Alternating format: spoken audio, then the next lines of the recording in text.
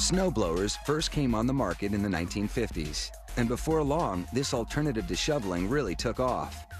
Today's machines come in a range of sizes, from smaller models with 26cc engines to 50cc machines 3 feet wide for plowing through even the deepest snow.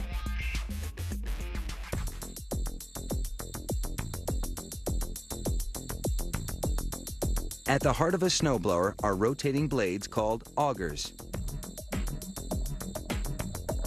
The left and right augers spiral in opposite directions in order to move snow toward the middle. There, a fan called an impeller swallows the snow and blows it out a chute. Each auger starts out as a blank, a partially formed steel disc a little less than 1/8 of an inch thick. This press finalizes the shape with about 200 tons of pressure. The bigger the snowblower, the bigger its augers.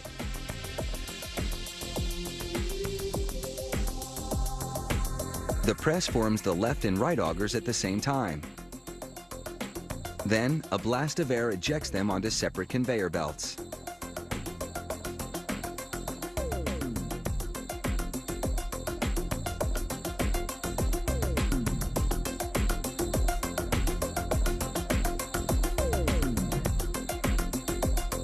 Next step, workers take a steel tube called a hub and mount it upright on an assembly jig. Then they take an auger and center it on the hub.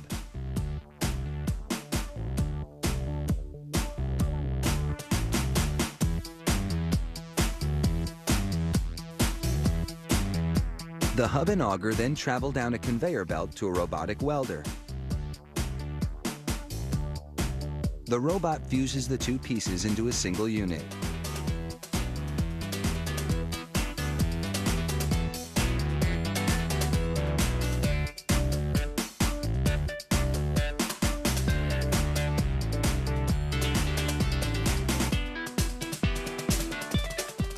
Elsewhere in the factory, workers construct the steel housing that'll encase the augers. This housing consists of 4 parts: a cup to hold the impeller, a back piece with a hole for the cup, and 2 side plates. This bar aligns the pieces in a holder. First, everything turns upside down so the robot can access the back and weld the cup to the back piece.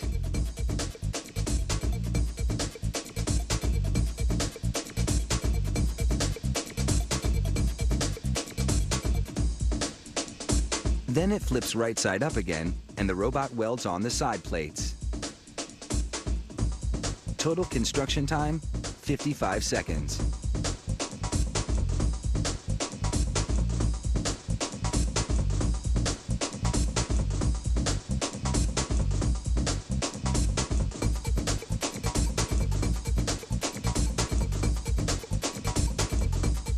The housings now undergo an electrostatic paint process.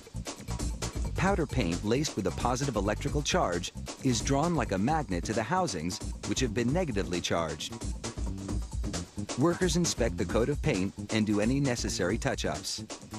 Then the housings spend 15 minutes in an oven, which bakes on the paint.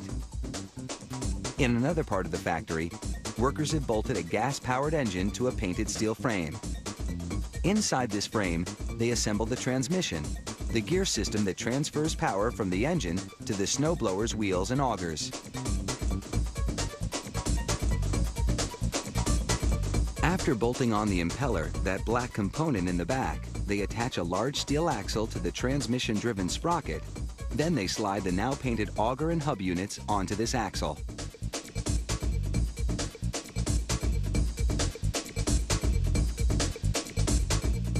Now the housing arrives.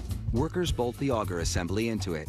The impeller slides into the cup that's centered at the back of the housing. Then they screw the housing to the transmission frame. The last component is the snowblower's handle, where the control panel is mounted.